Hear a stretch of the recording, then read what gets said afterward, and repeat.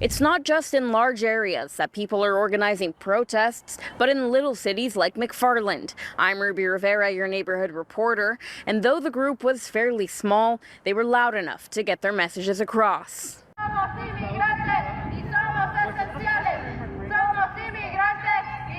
Like many, Stephanie Vasquez took to the streets of McFarland to protest for a better future for immigrants and to stop what she calls an anti-immigrant culture created by the Trump administration that all immigrants are criminals. Me sentí muy mal porque I felt awful because my entire life, since I was 14, I've been working. So all they could call me is a criminal. Absolutely not. Vasquez says this new administration is causing widespread panic and fear in our communities and says it will continue unless people speak up and say something. I have an 18-year-old son, and he's told me, Mom, what would happen if we wouldn't have had the documents in this situation? It's because of this increased fear that Maribel Ramirez decided to organize Friday's protest. Ramirez says when she came to this country 14 years ago, she didn't come to study, but to go to work. She tells me she didn't just organize this protest for herself, but for her friends and family who work in the fields alongside her.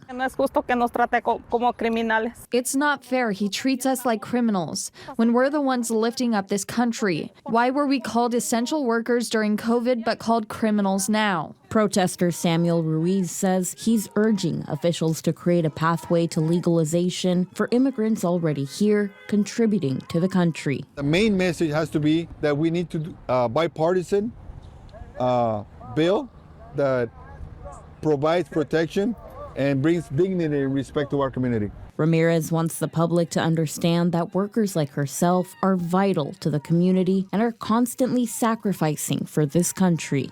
We don't have days off, we don't have vacations. We only rest when it rains. It's also really dangerous out there. If you fall or break something, then that's it. You're out of a job.